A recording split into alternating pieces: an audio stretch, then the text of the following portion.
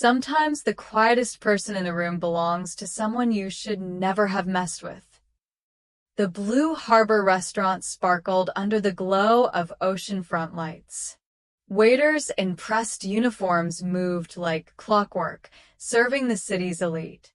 Among them, Calvin Brooks stood out, charming on the surface, venom beneath. He had a cruel habit. He could smell insecurity and feed on it. That night, his target was Naomi Reed, a soft-spoken black woman with a shy smile. She sat alone at table 12, dressed simply in a pale blue sundress. She didn't belong, Calvin thought. Her calmness bothered him. People like her were supposed to look nervous, not peaceful. "Water?" she asked politely. Calvin's smirk deepened. "Of course," he said, and as he leaned forward, his hand slipped. A full glass of icy water spilled down her dress. Gasps echoed. Someone laughed. Naomi froze, the cold soaking her to the skin, but she didn't stand up or shout. "Oh," Calvin said, mock sympathy dripping from his tone. "Guess some people just can't handle the fine dining experience." Naomi met his eyes. There was no anger, no humiliation, just quiet strength. "You're right," she said softly, "but some people can't handle decency." Her calmness disarmed him. He scoffed and walked off as whispers spread through the tables. Minutes later, the door opened.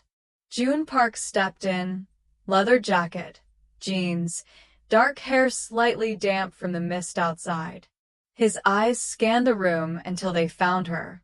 She stood, smiled faintly, and he immediately noticed the wet dress. "What happened?" he asked quietly. "Nothing that needs attention," Naomi said. But the tremor in her hands betrayed her. June turned toward the waiter station.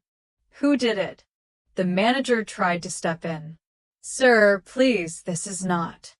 June's voice was calm, controlled. "Who?" Calvin appeared again, trying to mask his smirk. "Accidents happen, buddy." June looked at him for a long moment, not angry, not loud, just measuring. "You're right," he said finally. "Accidents happen. But some are lessons in disguise." He took Naomi's hand, let her out, and the whole restaurant watched them leave, except Calvin, who just muttered, "Biker trash."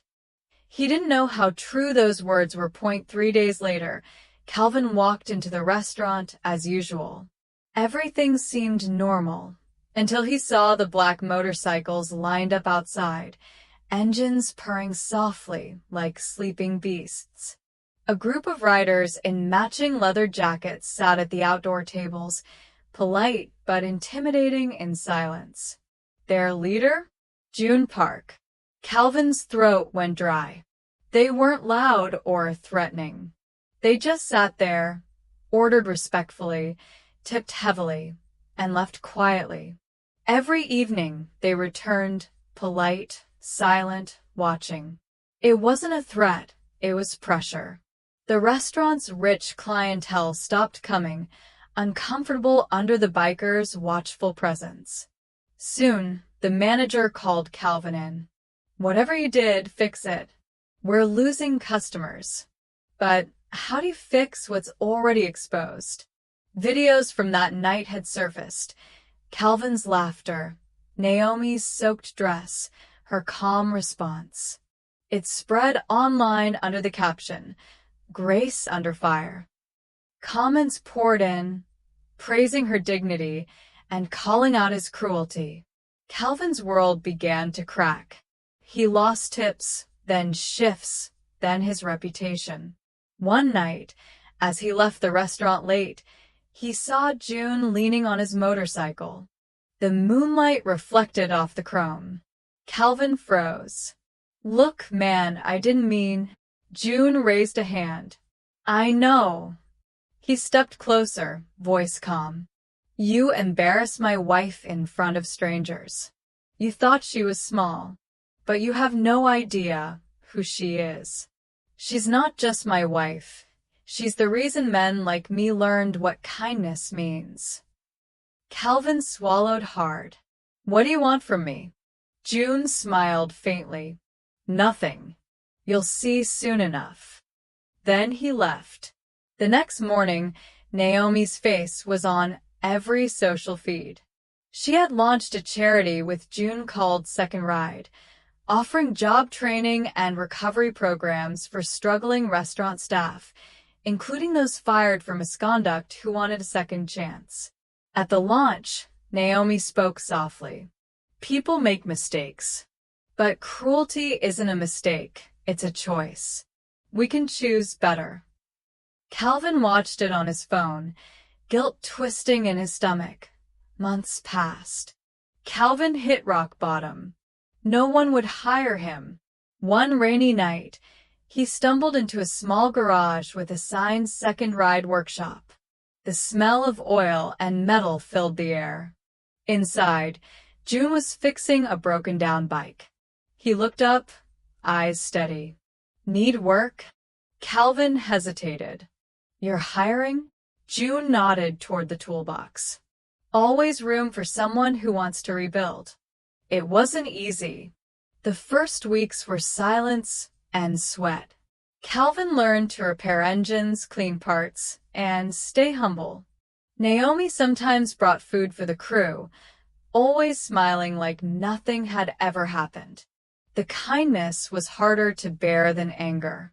One day, Calvin finally broke the silence. Why didn't you destroy me? Naomi looked at him. You already did that yourself. We just gave you a chance to rebuild. Her words sank deep. He realized this wasn't revenge. It was redemption disguised as consequence. Months later, the workshop expanded into a full community space, a safe haven for outcasts, addicts, and ex-workers finding new purpose. Calvin had become one of its most dedicated volunteers. At the grand reopening, he handed Naomi a bouquet, not roses, but lilies. For peace, he said quietly. She smiled. And for second chances. The camera of fate panned out, the woman once humiliated now standing tall beside her husband, her strength changing lives quietly, one act of kindness at a time. Sometimes the quietest person in the room belongs to someone you should never have messed with.